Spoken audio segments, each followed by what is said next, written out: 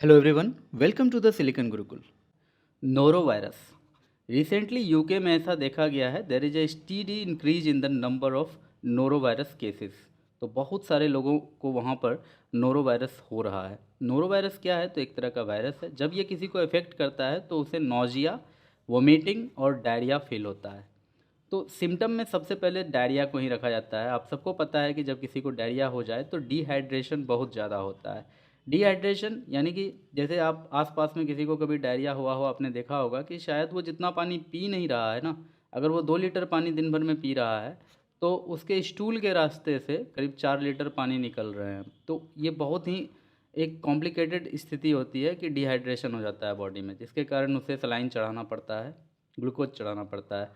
और ओआरएस का भी उसमें बहुत इंपॉर्टेंट रोल होता है। वोमिटिंग हो जाता है, यानी कि नोरो वायरस केस में वोमिटिंग भी होता है, डायरिया भी हो जाता है, स्टोमक पेन, हेडेक सब कुछ हो जाता है। Usual onset 12 to 48 hours after exposure. अगर वायरस से कोई बॉडी एक्सपोजर में आ गया है और वायरस अपना काम शुरू कर दे तो 12 से 48 घंटे में दिखना शुरू हो जाता है उसका असर। और ये 1 से 3 दिन तक उस व्यक्ति को परेशान किए रहता है। और डायग्नोस्टिक कैसे होता है इसका?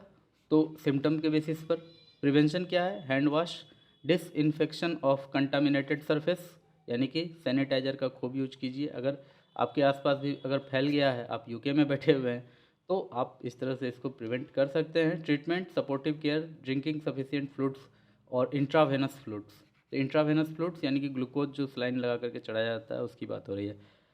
However, norovirus illness is not related to the flu which is caused by the influenza virus। ये इन्फ्लुएंजा वायरस से बिल्कुल अलग है। इन्फ्लुएंजा वायरस में भी फ्लू होता है, लेकिन नोरो वायरस में क्या होता है कि स्टोमैक पे अटैक होता है।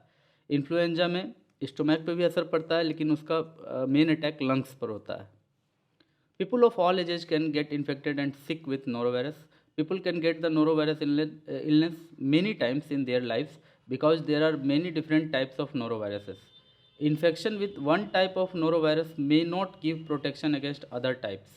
तो नोरोवायरस बहुत तरह का होता है और जिस तरह का नोरोवायरस हुआ है बेस्ड ऑन सिम्टम्स ही उसका डायग्नोस्टिक होता है। और उसके सिम्टम के ही अकॉर्डिंग नोरोवायरस का जो टाइप होगा उसी टाइप से अकॉर्डिंग उसका इलाज होगा।